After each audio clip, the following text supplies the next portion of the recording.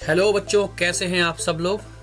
उम्मीद करता हूँ बहुत अच्छे होंगे और आपका जो पढ़ाई है वो भी बहुत अच्छे तरीके से चल रही होगी।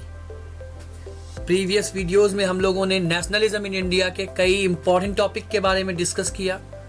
हम लोगों ने सत्याग्रह मूवमेंट्स के बारे में बात किया, रॉलेट एक्ट क्या होता है, जलियांवाला बाग मैसेकर कब हुआ, कैसे हुआ, क्या रीजंस थे, उसके इम्पैक्ट क्या हुए, उसके बारे में बात किया। और उसके बाद हम लोगों ने खिलाफत मूवमेंट के बारे में डिस्कस किया और नॉन कोऑपरेशन मूवमेंट क्या था और कैसे उसके अलग अलग स्ट्रैंड्स, अलग अलग लोगों को अलग अलग स्ट्रैंड्स, अलग अलग लोगों का अलग अलग तरीके से सोचने का तरीका, क्यों पार्टिसिपेट कर रहे थे वो लोग, इसके बारे में भी हम लोगों ने डिस्कस किया। आपका नेक्स्ट मोस्ट इंपॉर्टेंट टॉपिक बच्चों रहने वाला है साइमन कमीशन। इस बेटा याद रखना, ये भी आपके एग्जाम के लिए बहुत इंपॉर्टेंट है। इससे रिलेटेड डेट्स पूछी जाती हैं, क्या है ये पूछा जाता है और शॉर्ट क्वेश्चन इससे रिलेटेड बहुत बार पूछा गया है। तो उम्मीद करता हूँ आप लोग बहुत अच्छे से समझते चलेंगे। चलिए स्टार्ट करते हैं हम लोग। लिखा हुआ है बेटा 1927 में साइमन कमीशन इंडिया में आया था। क्या पहले बता देता हूं, उसके बाद रीड करके बताऊंगा। साइमन कमीशन इंडिया में जो आया उसमें बेसिकली 7 मेंबर्स थे, 7 ब्रिटिश मेंबर थे। ध्यान रखिएगा बच्चा, साइमन कमीशन का नाम साइमन कमीशन क्यों पड़ा, क्योंकि इसको लीड कर रहे थे। इसको लीड करने वाले व्यक्ति का नाम क्या था बच्चों? सर जॉन साइमन नाम था। ध्यान रखिएगा, इनका नाम था जॉन साइमन और इन्हीं के नाम पे साइमन कमीशन का नाम साइमन कमीशन पड़ा। ठीक है, अब इंडिया में आए क्यों, रीजंस क्या थे, अब भैया बता भी तो उसके बारे में मालूम होना चाहिए ना अपने को, क्यों इंडिया में क्यों आ रहे। ये आ रहे हैं इंडिया में रिकमेंड करने। क्या रिकमेंड करने आ रहे बच्चों? ये रिकमेंड करने आ रहे भारत में, हमारे देश में किस प्रकार से कॉन्स्टिट्यूशनल रिफॉर्म्स होने चाहिए, किस प्रकार से पॉलिटिकल रिफॉर्म्स होने चाहिए, ये बताने के लिए ब्रिटेन से 7 मेंबर्स आ रहे हैं, जिनके हेड होने वाले हैं जॉन साइमन। उम्मीद है यहां तक समझ में आया होगा। एक 7 Britishers came to India to recommend Indians how to reform your constitution, how to reform your political system. कितनी अच्छी बात है। देखिए क्या ब्रिटिशर्स क्या सोचते थे कि हमें कुछ पता नहीं है कि ब्रिटिशर्स आएंगे हमारे देश में, और साथ के साथ तो अंग्रेज, जिसकी वजह से क्या हुआ बच्चे, पूरे के पूरे देश में प्रोटेस्ट चालू हो गए। गुस्सा लोगों का चालू हो गया, गुस्सा करने लगे लोग, प्रोटेस्ट करने लगे लोग अगेंस्ट द साइमन कमीशन। क्यों साइमन कमीशन की? क्योंकि बच्चे यहां पे कोई भी इंडियन रिप्रेजेंटेशन नहीं था, सातों के साथ अंग्रेज थे।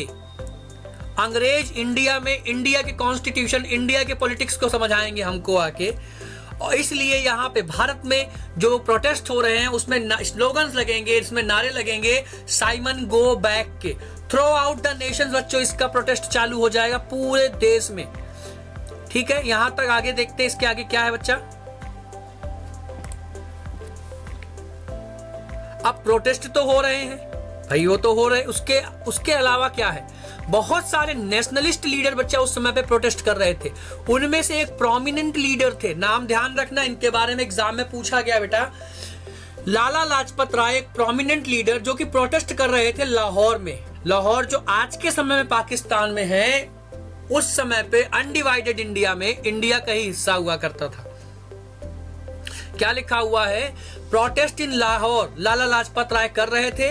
उनके ऊपर, ना केवल उनके ऊपर, लाला लाजपत राय जी के साथ कई सारे और भी नेशनलिस्ट लीडर थे, जिनमें से भगत सिंह भी एक थे, और भी कई युवा क्रांतिकारी वहां पे सम्मिलित थे जो प्रोटेस्ट कर रहे थे अगेंस्ट द साइमन कमीशन। लाठीचार्ज किया जाता है उन लोगों के ऊपर। अब लाठी चार्ज होता है तो जिसमें क्या होता है, लाला लाजपत राय जी के सर पे लाठी पड़ती है, उनका हेड इंजरी होती है और कुछ समय बाद लाला जी की डेथ हो जाती है इसी वजह से।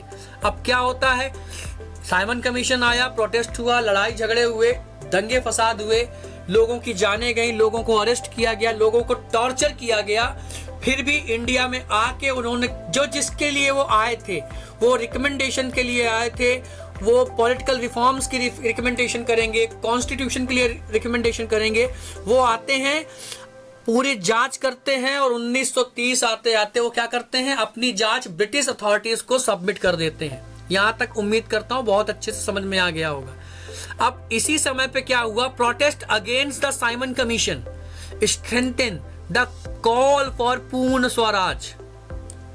बेटा जब ये प्रोटेस्ट हो रहा था, ध्यान रखना बच्चे, जब ये प्रोटेस्ट हो रहा था उसी समय इसी चीज ने कहीं ना कहीं और ज्यादा बल दिया और ज्यादा स्ट्रेंथन किया। किस चीज को, पूर्ण स्वराज की जो डिमांड थी इंडियन नेशनलिस्ट लीडर्स की, उस चीज को बहुत ज्यादा प्रोवोक किया, बहुत ज्यादा आगे बढ़ाया। कहीं ना कहीं ये चीज आगे चल के लोगों के लिए, इंडियन नेशनलिस्ट लीडर्स के लिए एक मील का पत्थर साबित होने वाली है।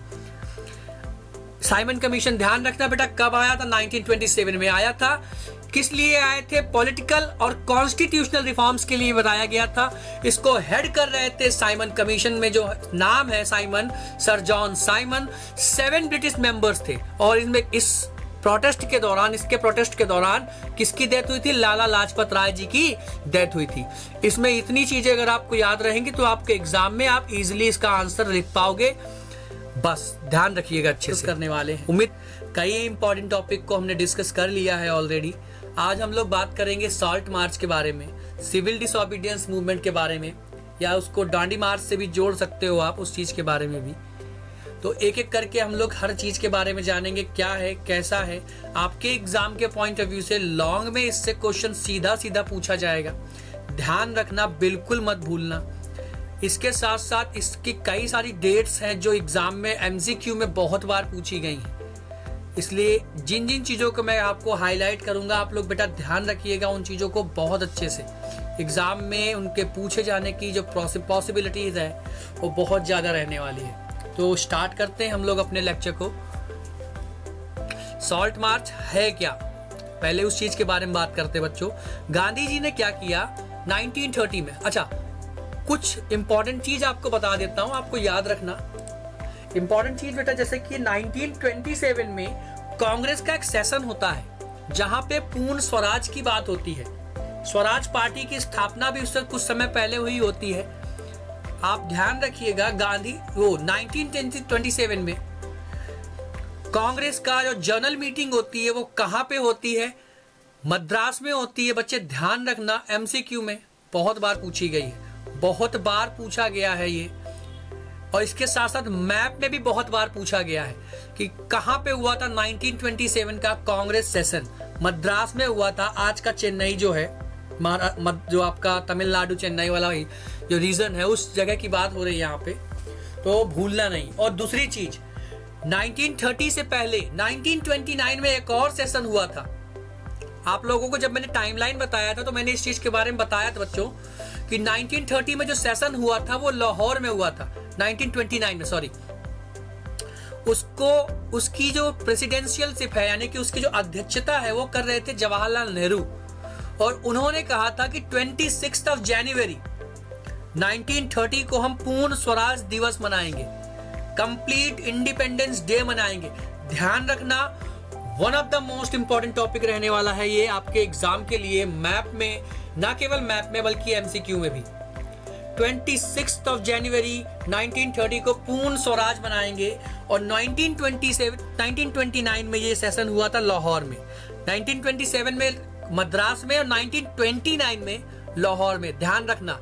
अब इस टॉपिक के ऊपर आते बच्चों, क्या लिखा हुआ बच्चे कि गांधी जी ने एक लेटर लिखा, किसको, वॉयसराय को। अब वॉयसराय कौन होते हैं, ध्यान रखना। वॉयसराय बेटा उस समय पर ब्रिटेन में के इंडिया में, जो बेसिकली इंडिया जो था ब्रिटेन की कॉलोनी था, तो इंडिया में ब्रिटेन के जो सबसे बड़े अधिकारी, या सिंपल भाषा में कहा जाए जो ब्रिटेन को रिप्रेजेंट कर रहे, एक प्रकार से ब्रिटिश क्राउन को जो रिप्रेजेंट कर रहे हैं इंडिया में, वो है इस समय पे वॉयसराय। और उन वॉयसराय का नाम क्या है बेटा, वॉयसराय इरविन। ध्यान रखना बच्चे।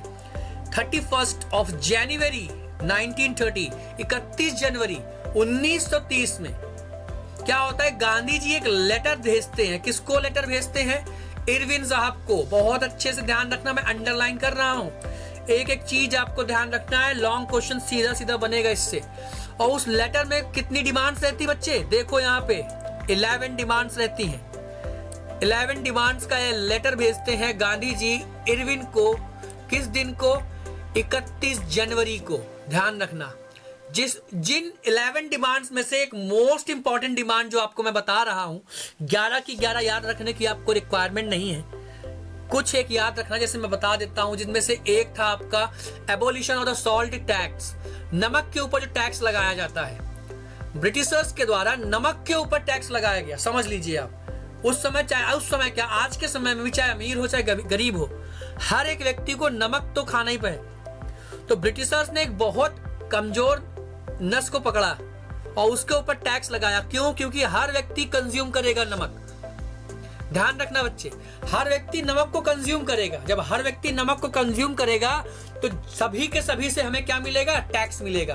ब्रिटिशर्स ने ये स्ट्रैटेजी खेली उस समय पे। आगे क्या लिखा है बच्चे? धीरे धीरे क्या हुआ? 11 डिमांड तो दिया और उन 11 डिमांड्स की डेडलाइन क्या थी?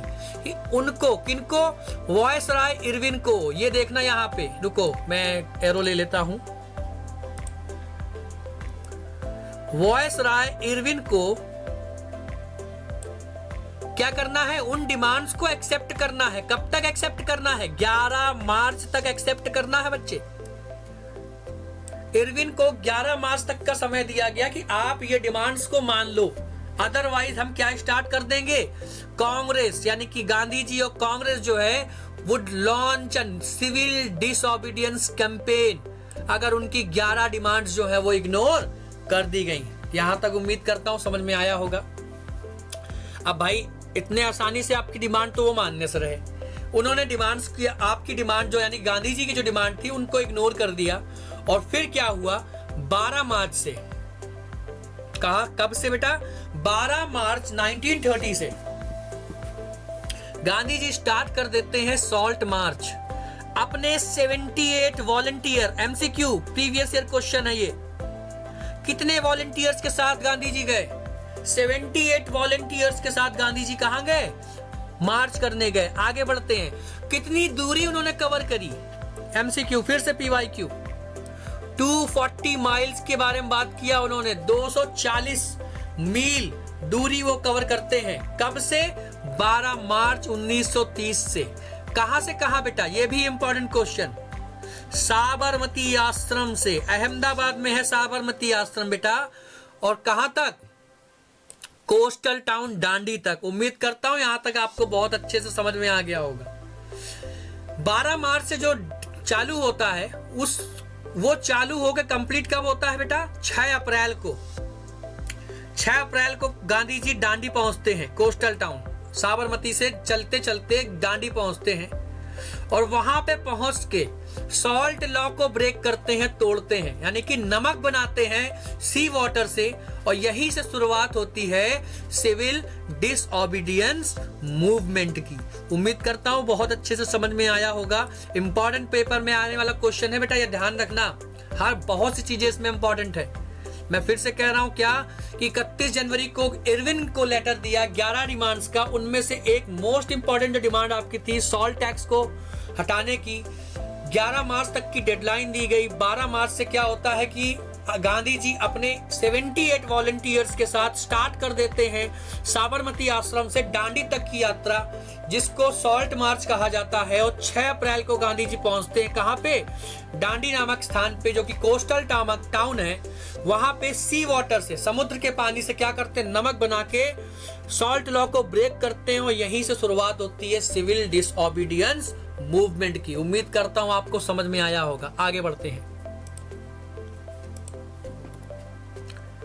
अब बेटा क्या लिखा हुआ है? नेशन वाइड स्प्रेड, पूरे देश में फैल रहा है। ये जो मूवमेंट स्टार्ट किया गया गांधी जी के द्वारा, एक बार फिर से, वो पूरे देश में इसका देखने को मिलेगा। Movement spread rapidly with the people across the India, breaking the salt law, boycotting the foreign goods and refusing to pay taxes. आपने नॉन कॉपरेशन पढ़ा होगा, जो ऑलमोस्ट नॉन कॉपरेशन के जो फीचर्स थे, काफी हद तक कई सारे फीचर्स आपको सिविल डिसोबीडियंस में भी देखने को मिलने वाले हैं। पूरे देश में चालू होता है यह मूवमेंट। लोग ने पहले क्या हुआ कि सॉल्ट लॉ को तोड़ा गया गांधी जी के द्वारा। उसके बाद लोगों ने बॉयकॉट करना चालू किया फॉरेन गुड्स को। लोगों ने रिफ्यूज करना चालू कर दिया। किस चीज को रिफ्यूज करना चालू कर दिया? टैक्स देने से मना कर दिया।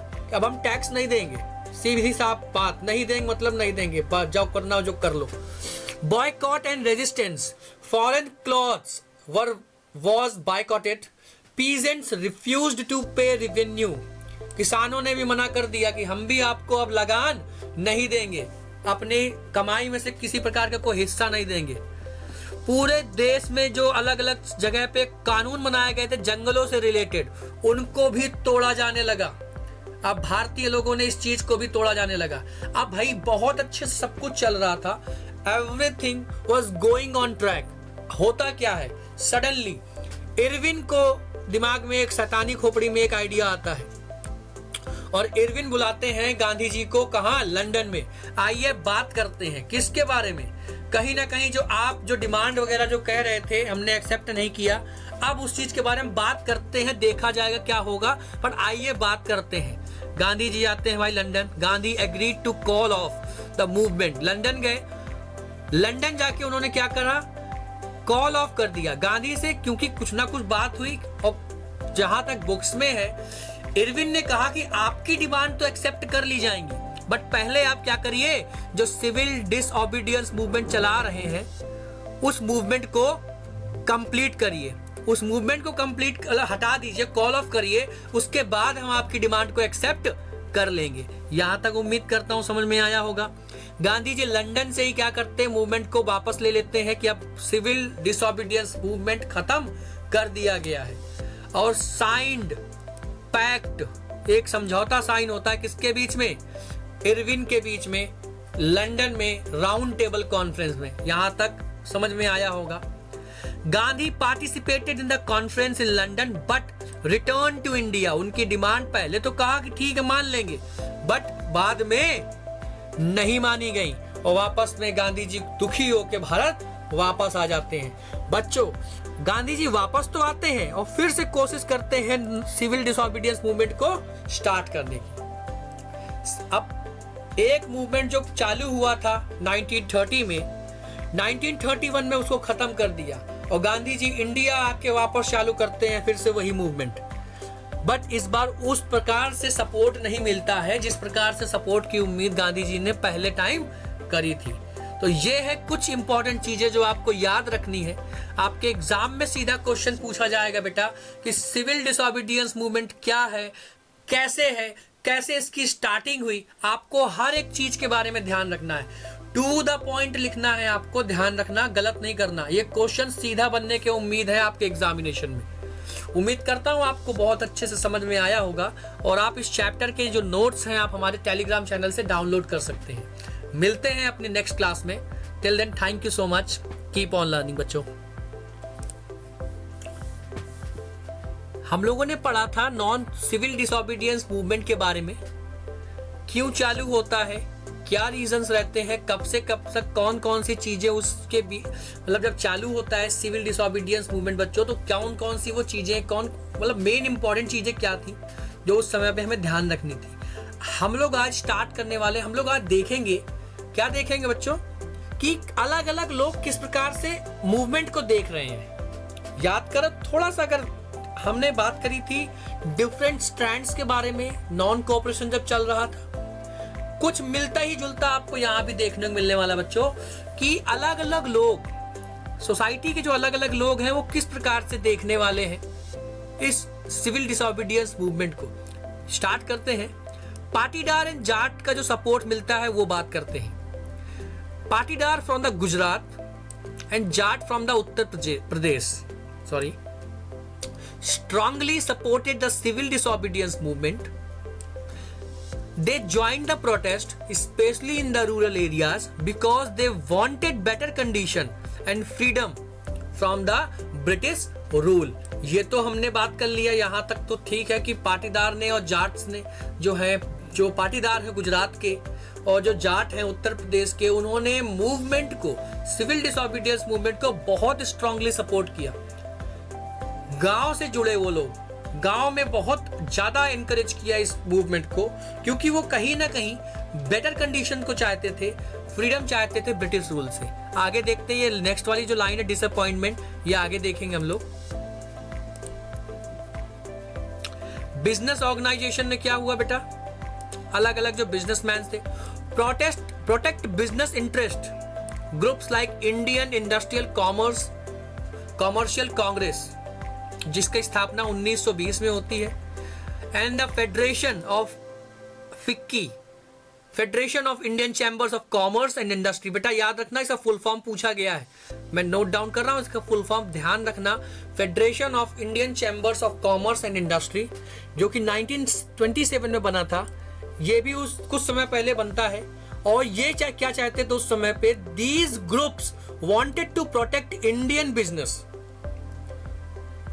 From the British control. और ये लोग क्या चाहते थे, ये चाहते थे कि इंडियंस जो बिजनेसमैन है, जो बिजनेसेस हैं, उनके ऊपर ब्रिटिश का जो अननेसेसरी अनवांटेड कंट्रोल है, कहीं ना कहीं क्या किया जाए, उस कंट्रोल को खत्म किया जाए, रिड्यूस किया जाए। तो बिजनेस क्लास ने भी इसको सपोर्ट किया, इंडस्ट्रियलिस्ट ने भी सपोर्ट किया। बच्चे क्या लिखा हुआ है, Indian industrialist did not like the British control over the Indian economy. क्यों, कहीं ना कहीं ब्रिटिशर्स जो थे इंडियंस के ऊपर बहुत ज्यादा टैक्सेस, इनडायरेक्ट टैक्स लगाते थे और इनडायरेक्ट लिमिटेशंस लगाते थे कि आप इन चीजों को ही कर सकते हो, बना सकते हो, मैन्युफैक्चर कर सकते हो, प्रोड्यूस कर सकते हो, जिसकी वजह से इंडियन जो इंडस्ट्रियलिस्ट थे वो भी कहीं ना कहीं जो अच्छा तरीके से उनको अच्छा नहीं मानते थे ब्रिटिशर्स को, तो उन्होंने भी सपोर्ट किया। They supported civil disobedience movement because they wanted economic conditions, economic freedom and end of the British restrictions. ये वर्ड याद रखना, ब्रिटिशर्स बहुत रिस्ट्रिक्शंस लगाते थे, मैन्युफैक्चरिंग पे, प्रोडक्शन पे, डिस्ट्रीब्यूटिंग पे, हर एक चीज पे। जिस चीज से आजादी चाहते थे भारत के जो इंडस्ट्रियलिस्ट थे, कौन कौन से वो याद कर लेना बेटा, ध्यान रखना इन चीजों के बारे में। आगे बढ़ते हैं बच्चों,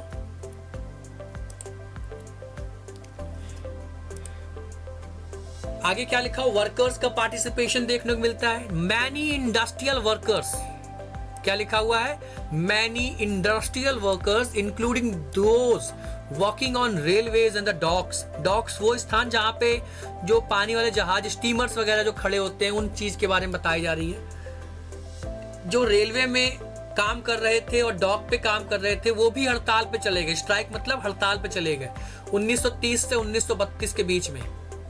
क्या हुआ, to show their support for the movement, ताकि वो सपोर्ट कर सके इसमें, आंदोलन में। कौन सा, सिविल डिसोबीडियंस में। They wanted better working condition. वो क्यों चाहते थे, वो क्यों कर रहे थे, क्योंकि वो भी चाहते थे उनको भी जो वर्किंग कंडीशन है, उनका काम करने के जो वेजेस हैं और जो रहने जहां पे वो काम कर रहे हैं वो जगह अच्छी हो, आजादी हो, अच्छे तरीके से उनको काम करवाया जाए और उन पे अत्याचार कम किए जाए। आगे वुमेन्स की बात करते हैं बेटा। Many womens took part in the movement by attending protest and boycotts. बहुत सारी फीमेल्स ने भी प्रोटेस्ट में क्या किया, पार्टिसिपेट किया। However the Congress was hesitate to let women take the leadership roles. और भले ही जो वुमेन्स थी उस समय पे उन्होंने पार्टिसिपेट किया, फिर भी उनको फ्रंट में आके लीड करके पार्टिसिपेट करने का मौका ज्यादा नहीं मिला। आगे देखते हैं बच्चों,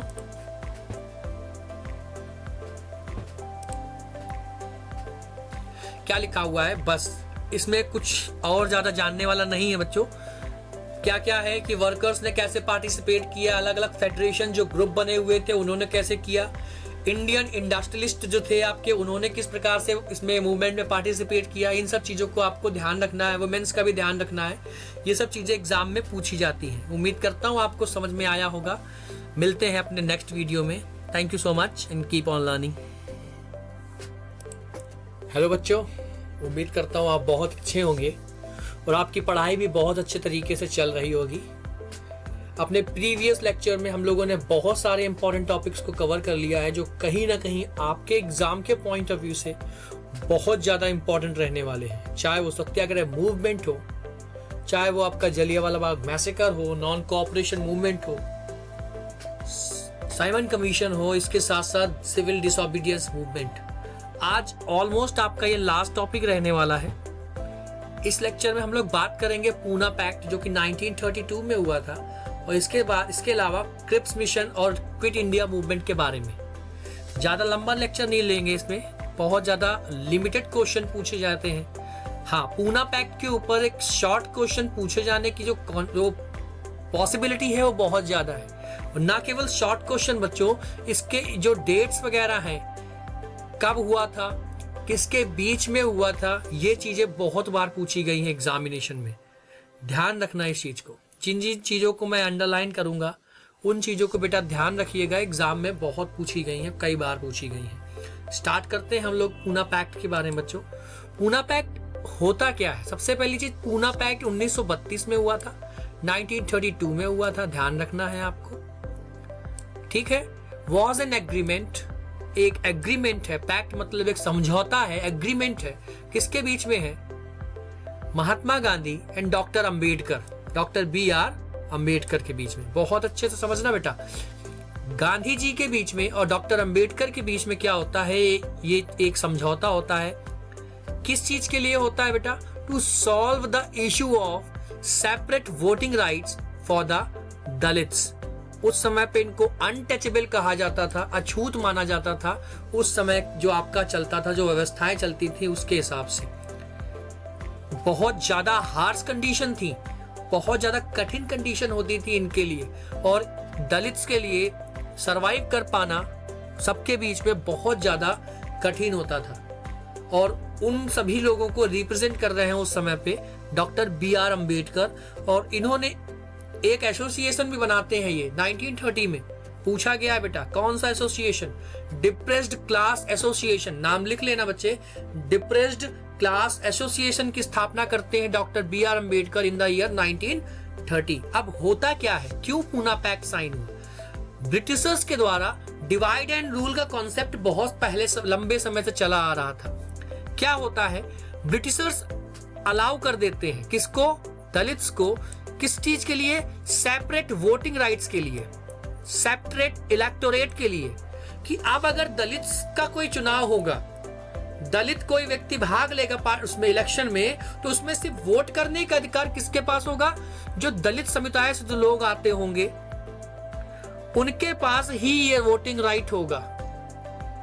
और कहीं ना कहीं जिसके वजह से गांधी जी आमरण अनशन पे बैठ जाते हैं, यानी कि वो फास्टिंग करने लगते हैं, वो अनशन करने लगते हैं कि इस चीज को बिल्कुल खत्म करना होगा। कहीं ना कहीं ये क्या कर रही है? हमारे समाज को डिवाइड कर रही है। हमारी जो लड़ाई है अगेंस्ट द ब्रिटिशर्स, उनको, उस चीज को और ज्यादा कमजोर कर रही है। ध्यान रखना बच्चों इस चीज को, ठीक है। तो पूना पैक्ट साइन होता है। ये फास्टिंग कर रहे होते हैं गांधी जी, उसके बीच में महात्मा गांधी और डॉक्टर BR अंबेडकर के बीच में एक समझौता साइन होता है। किस चीज का समझौता बेटा? देखते हैं। The agreement allowed joint voting for the Hindus. यहां पे बात हो रही है हिंदूज की, मतलब इसमें सभी को कैलकुलेट कर लिया गया है। हर वो व्यक्ति, चाहे वो किसी भी जाति से आता हो, हर किसी की बात हो रही है। बट यहाँ पे एक चीज कही गई, क्या कही गई? कि बात तो ज्वाइंट वोटिंग की हो रही है। कैंडिडेट चाहे कोई भी खड़ा हो, किसी भी जाति का खड़ा हो, वोट देने का अधिकार सबको है। बट कुछ सीट्स मतलब क्या कि कुछ ऐसे स्थान जहां पे दलित्स की पॉपुलेशन ज्यादा है, वो सीट्स को रिजर्व कर दिया जाएगा। किसके लिए? उन सीट्स को रिजर्व कर दिया जाएगा फॉर द दलित्स। जहां पे पॉपुलेशन ऑफ दलित, यानी कि जो लोगों की पॉपुलेशन ज्यादा है, उनको रिजर्व कर दिया जाएगा दलित के लिए। ध्यान रखिएगा बच्चों, ठीक है। आगे क्या लिखा हुआ है? It is also give Dalits special seats in both local and the national assemblies. और इनको स्पेशल सीट्स भी दी जाएंगी, कुछ स्पेशल सीट्स दिया जाएगा, स्पेशल मौका दिया जाएगा। किस चीज में बेटा? Opportunity for the education and the job. ध्यान रखना बच्चे, ये पैक्ट के समझौते में जो पॉइंट्स हैं उन पॉइंट्स के बारे में बात किए जा रहा है बच्चे। Poona pact helped to improve the social and the political status of the Dalits and aimed to bring unity in the Hindu community.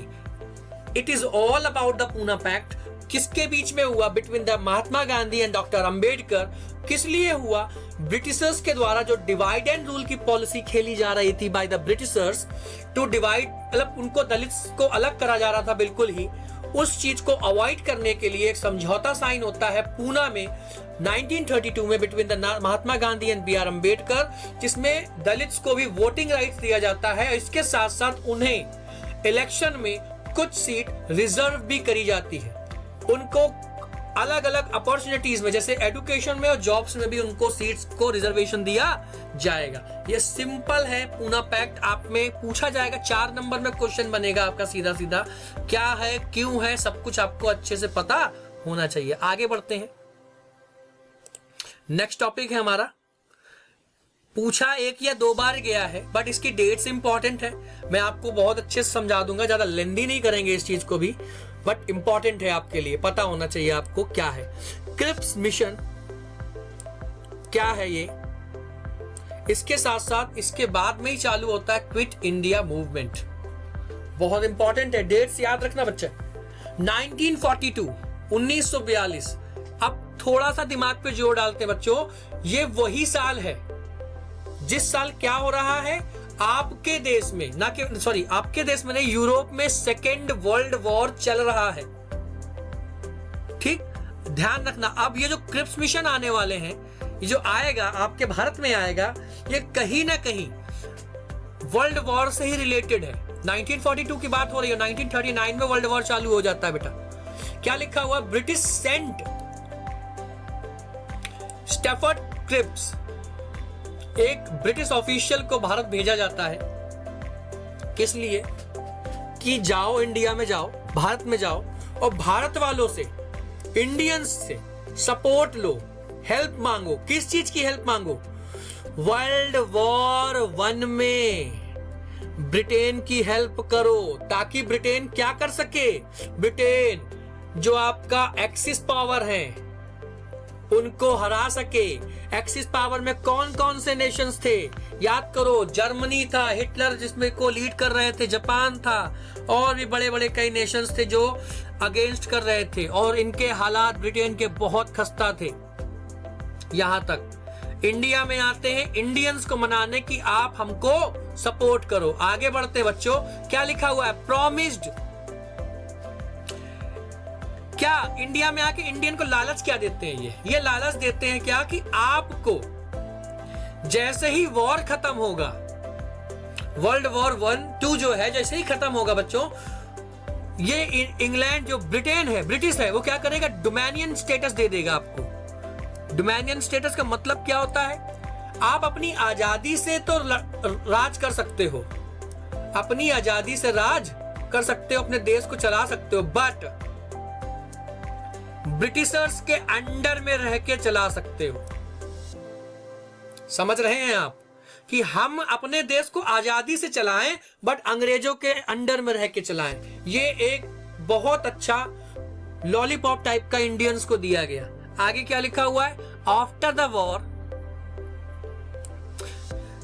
Set provinces could leave. और एक और चीज सुनिए, डिवाइड एंड रूल यहां पे भी, कि वॉर के बाद आजादी से सब कुछ कर सकते हो, और अगर जो अलग अलग स्टेट्स हैं आपके, जैसे सेंट्रल प्रोविंस था और यूनाइटेड प्रोविंस था, और जो आपके राजा रजवाड़े वाले जो कई सारे स्टेट्स थे, वो चाहे तो भारत को छोड़ सकते हैं, अपना अलग देश बना सकते हैं। एक और यहाँ पे इन्होंने डिवाइड एंड रूल वाला बीज यहाँ पे बो दिया। बट इस चीज को हमारे नेशनलिस्ट लीडर बहुत अच्छे से समझ गए थे, उन्होंने रिजेक्ट कर दिया, कहने नहीं, हमें नहीं चाहिए आपका ये फ्री का जो आप दे रहे हो, हमें कुछ नहीं चाहिए। हमको क्या चाहिए? हमें चाहिए कंप्लीट इंडिपेंडेंस, हमें पूर्णतः आजादी चाहिए। ये थोड़ी थोड़ी आजादी लेके हम नहीं करेंगे, आपको हमारे देश से पूर्णतः जाना होगा, बात खत्म। और इसी चीज को ध्यान में रखते हुए 1942 में एक मूवमेंट स्टार्ट किया जाता है बाय द गांधी जी। याद रखना बच्चों, गांधी जी के द्वारा एक मूवमेंट स्टार्ट किया जाएगा इसी चीज को। कब? जिस मूवमेंट का नाम पड़ने वाला है क्विट इंडिया मूवमेंट। अंग्रेजों भारत छोड़ो। कहा गया, क्या कहा गया कि अब तो इनको देश से भगा के ही दम लेंगे। आगे क्या लिखा है बच्चों? और यहाँ पे एक स्लोगन दिया गया, प्रीवियस ईयर क्वेश्चन, ध्यान रखना। कौन सा स्लोगन? डू और डाई, करो या मरो। और इसी समय पे नेताजी सुभाष चंद्र बोस ने भी एक स्लोगन दिया था, तुम मुझे खून दो, मैं तुम्हें आजादी दूंगा। अब इस मूवमेंट के दौरान क्या हुआ? लोगों ने प्रोटेस्ट करना चालू किया, स्ट्राइक करना चालू किया, पॉलिटिकल रैलीज निकालना चालू किया पूरे भारत में। इंडिया में ब्रिटिशर्स ने अरेस्ट कर लिया गांधी जी को, नेहरू जी को और भी बहुत सारे नेशनलिस्ट लीडर्स को उस समय पे, और जो कहीं ना कहीं लोगों को और ज्यादा गुस्सा दिलाने का काम करता है। बच्चों ध्यान रखना, वायलेंस क्रिएट हुआ, बहुत वायलेंस हुआ, ठीक, कई सारी जगह पे। और जिस मूवमेंट में कहीं ना कहीं क्या हुआ, यह मूवमेंट भारत की आजादी के लिए एक मील का पत्थर साबित होता है। और आपका देश, अब ये सब कुछ हो रहा है, इतना कठिन तरीके से हम लोग लड़ाई लड़ रहे हैं, तो कहीं ना कहीं हमको आजादी भी अब मिलने ही वाली है जल्दी। 15 अगस्त 1947 को हमारा देश, हमारा प्यारा भारत आजाद हो जाता है अंग्रेजी हुकूमत से। उम्मीद करता हूं बहुत अच्छे से ये टॉपिक भी समझ में आया होगा। 1 या 2 बार एग्जाम में पूछा गया है, डेट्स इंपॉर्टेंट है, क्या है, क्यों है, कैसे है, हर एक चीज समझाया मैंने आपको। आज आपका ये चैप्टर कंप्लीट हो गया। इससे रिलेटेड जो एमसीक्यू है, जो क्वेश्चन है, उसकी प्रैक्टिस भी आपके मैं जल्दी करवाऊंगा। आप तब तक के लिए अपनी पढ़ाई को जारी रखिए, और नोट्स आप चैनल से डाउनलोड कर सकते हैं, टेलीग्राम चैनल से, लिंक आपको गिवन है। थैंक यू सो मच, मिलते हैं नेक्स्ट चैप्टर में। Good day.